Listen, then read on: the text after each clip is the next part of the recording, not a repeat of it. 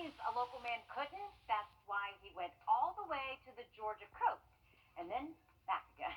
We'll explain.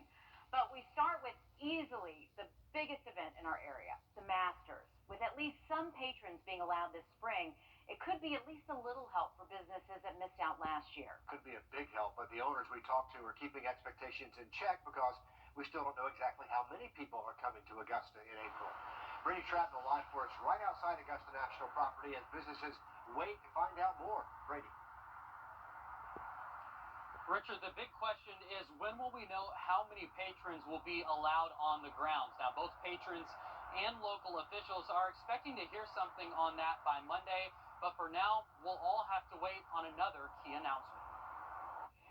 For businesses, the sight of any patrons at Augusta National will be a shot of hope. No matter who it is, if it's just a few, it's better than what it was last year. Casey Johnson with Farmhouse says it's been a year of adjustments, and this announcement brings even more. He says they'll be ready for anything and expects other restaurants to do the same. We prepare for a big influx of people.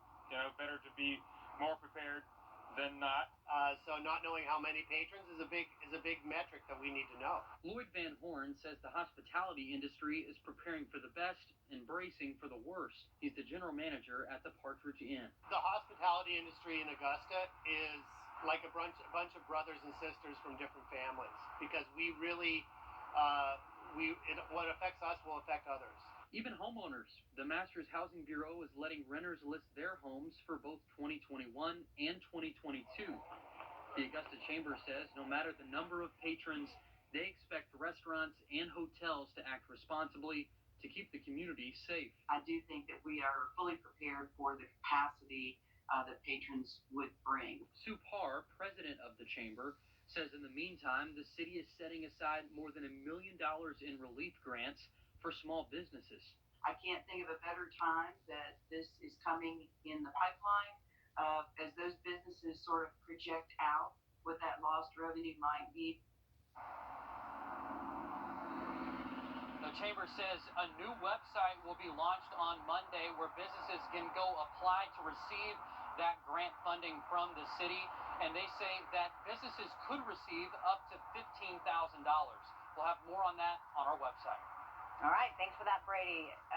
Few Masters is better than no patrons. We appreciate that. Masters Week, by the way, set for April 5th, not that far away. It's through the 11th. Badge holders, if you missed it yesterday, we want to remind you, you should know if you'll get to go to the tournament by Monday. If you're not selected, we're told you'll get a refund and you have a chance at the 2022 tournament. New at 6 o'clock, some fallout from Washington. We are hearing from Congressman Rick Allen about President Trump's impeachment this afternoon in the U.S. House. In a statement, he says, in order for the nation to unify after last week's assault on our Capitol, the best way forward is through a peaceful transfer of power next week, which is why I opposed impeachment. Just in the last hour, the U.S. House of Representatives voted to impeach President Donald Trump for a second time. It was a 232 to 197 vote, with 10 Republicans voting in favor of impeachment. That includes one congressman from South Carolina, Representative Tom Rice from Myrtle Beach. More on all of that following this newscast as we give you a live look there at the Whiskey Road area of Aiken on a nice-looking evening out there. Yes, just a little bit. All right, thanks for that, Riley. After 4 straight days of decreasing daily cases, South Carolina's case number shot right back up today. 4,600 new cases today, the second most the state has had in a single day. The most, 5,100 just 5 days ago. Georgia is still seeing a promising trend, though. This is the 5th straight day of decreasing daily cases with 5,600 today. This is all following the record 10,000 cases on Sunday. 4 local hospitals all seeing increases in COVID patients as they all hover right around record numbers. AU Health and University Hospitals, both in the triple digits right now. Doctors Hospital getting dangerously close to that. We have not heard from Aiken Regional since back on the 30th of December, but since then, they've added about 8 new patients. This is how many vaccines have been given in Georgia and South Carolina. More than 200,000 in Georgia and 100,000 in South Carolina.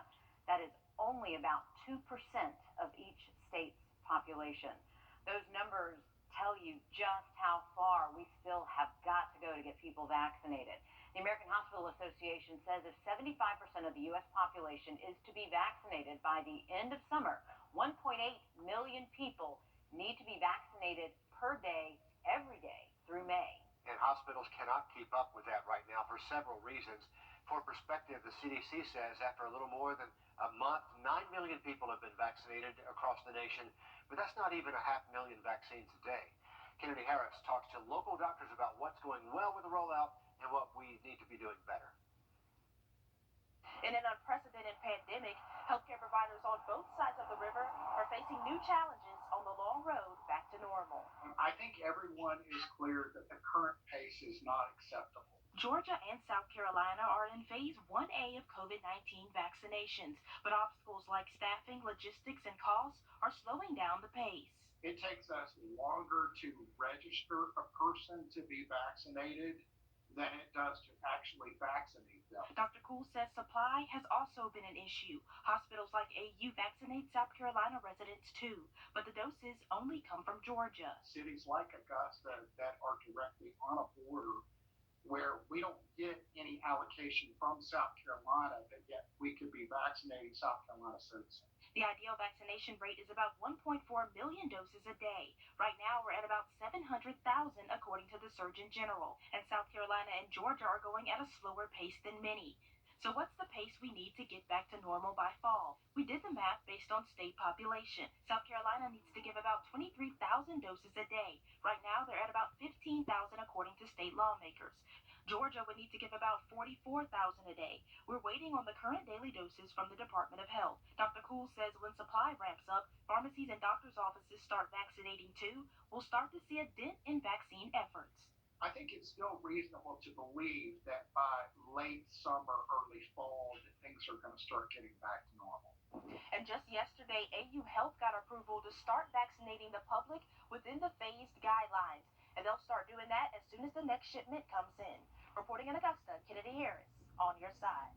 Thank you, Kennedy. Another holdup, Georgia and South Carolina require distributors to follow the phases as a state. Some other states follow a phased approach by county, which will allow smaller counties to finish phases quicker than larger ones. And once the vaccine gets here, it still can be hard to get. As of today, anyone 70 or older in South Carolina can sign up to get the vaccine. But we're hearing people are having a pretty hard time doing that. Nick Proto went through the process and ran into the same problems. As phase 1 of the vaccine expands, we wanted to see how easy or difficult it is to get a vaccine in our area. We went to DHEC's website and you can see this map of all available testing locations. Green means you can schedule an appointment, red means you can't. And as you can see, only one green spot in this entire area. That's not the only problem we ran into. The map shows 7 locations in Aiken and Edgefield counties, with only Aiken Regional Medical Center scheduling vaccine appointments. We reached out to all 7 healthcare providers and got very different answers. Family Pharmacy in Aiken says that they aren't part of the vaccine until phase 2, so they'll open up appointments then. Edgefield Hospital and the Aiken County Health Department say they are accepting appointments, even though the map says they aren't. Edgefield says they'll give about 1,500 vaccines per week. They'll take appointments every Thursday, first come, first serve. To schedule an appointment through DHEC, you have to call the care line, so we gave it a try. Welcome to Verizon Wireless. Your call cannot be completed as the called party is temporarily unavailable. Please try again later. We tried calling DHEC directly in Columbia. Thank you for calling the Department of Health and Environmental Control. We are aware that the care line is currently unavailable. We apologize for the inconvenience. If you are trying to reach the care line, please try your call again later. Thank you. DHEC says they received more than 5,000 calls this morning, overwhelming their phone lines, making it nearly impossible to schedule an appointment. As the state continues to roll out phases of the vaccine, that call volume is only going to grow. DHEC says the state gets about 60,000 doses of the vaccine per week, but they have more than 10 times that many people eligible for the vaccine. If you'd like to schedule an appointment through the Edgefield Hospital, we'll have that information on our website, wrdw.com. Nick, thank you. With a high demand on top of all those problems DHEC is facing, they're asking anyone who's qualified to come work for them. They say if you're able and willing, your state urgently needs you. If you're interested, call DHEC at one of the numbers right here on the screen. They're looking to hire 150 people to work in vaccine clinics. Those jobs range from nurses to pharmacists, paramedics, administrative support, among other duties. They range from full-time, part-time, and hourly. We're getting our first look at a man arrested connected to a suspicious death this weekend. Burke County deputies arrested William Wrdw last night as he was seen running in the woods off Barlow Road. Wrdw was wanted for questioning in Richmond County after the death of 65-year-old Franklin Jones in Augusta. He has been charged with child cruelty, battery, and trespassing. Deputies say even more charges could be coming. An officer at Augusta State Medical Prison arrested after allegedly trying to bring meth into prison. Keturah Dunbar facing 4 charges, including trafficking meth and 2 counts of going inside the guard line with either drugs, liquor, or weapons. We reached out to see if she had more than meth. We are tracking a few light showers out today. Oh, just look at those precious puppies. Sadly, though, they were abandoned somewhere on St. Simon's Island. But okay, it has a happy ending, I promise. A pilot from Augusta knew he had to do something. So he gets in his plane and he flies to the coast to save their lives. Wrdw tells us all that went into finding those puppies a new home. Some call it volunteering and others call it a rescue mission. Travis Spears is a teacher and a pilot known for his sky view pictures of the CSRA. But here at Daniel Field, he climbed into his airplane, took off to rescue some puppies. As local pilot Travis Spears started up his plane, he knew this might not be your typical rescue mission, but it was an important one. It was actually a mom dog and 10 puppies, so 11 dogs total, were abandoned down at St. Simon's Island, and they were literally left on the steps of the animal shelter in the middle of the night. It took all hands on deck. Spears flew to St. Simon's Island and back to meet a pilot from Raleigh, North Carolina. That pilot then flew back to meet a third pilot who took the puppies to Maryland. This one was a lot more special because I had 10 puppies back there and one that had needed care the whole way. Spears volunteers for Pilots and Paws. And it's just a bunch of pilots like myself that love aviation and love animals, and you combine the two together, and a lot of us are going to go out and we're going to volunteer our times to help. The nonprofit organization is made up of pilots that work to save abused and neglected animals, almost 500,000 of them each year. And this wasn't Spears' first time. This flight was the 26th Pilot and Paws flight I've done, and counting these 11 dogs, that was animal number 51 that I've saved in one way or another. He usually just flies with 1 or 2 dogs at a time, but this 3-hour round-trip flight was not easy. It was a little nerve-wracking at first because I was worried about 10 puppies and getting them all in the plane and making sure that they were all safe. Spears says it's all worth it knowing these animals are going to a good home. So a lot of times it's taking them from somewhere to where they're going to get a home where they're going to be able to stay forever. In Augusta, Wrdw on your side.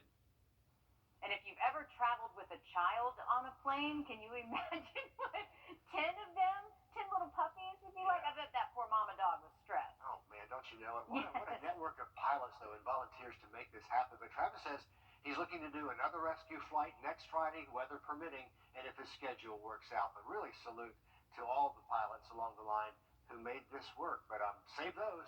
Can't save them all, but they saved those. Well, we know it's not Christmas anymore, but one man in Augusta, well, he's trying to keep the holiday spirit alive best he can. This is not old file tape. This is a live look. I know, it almost looks like that's a wrong We're talking graphic. right now. We're It is talking live. the 13th of January. John's home over on, let me get his last name, John Jarman. This is Warren Road. He says he's going to keep lit until further notice. Yeah, he posted a message on the CSRA Christmas Light Display Facebook group saying, yes, I'm going to be doing this. And you know what? It's gotten more than 1,000 likes and probably a lot more drive-bys. He says he just wants to give people a break from everything that is going on. And, you know, there's not a lot we can do right now, but sitting in our car, we've gotten really good at that. I don't think last year gave a lot of folks the opportunity to go somewhere and just be with the family. There was nothing that you could do that just made you smile and not worry about tomorrow or think about yesterday.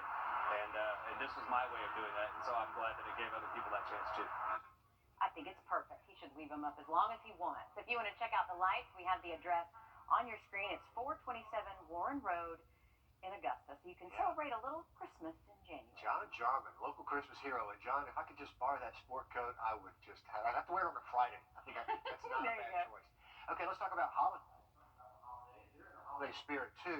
This is the ice skating rink over the Aiken Fairgrounds, supposed to be shut down in the next few weeks or the next few days, but they've decided to stay open a little longer through this winter until February 28th. They are changing their hours, though, opening Friday, Saturday, and Sunday. Those are the hours right there. The rink will be closed Monday through Thursday. Have a good time. Be careful out there. Stuff's slippery. Yeah, it certainly is. All right, we're taking a look outside.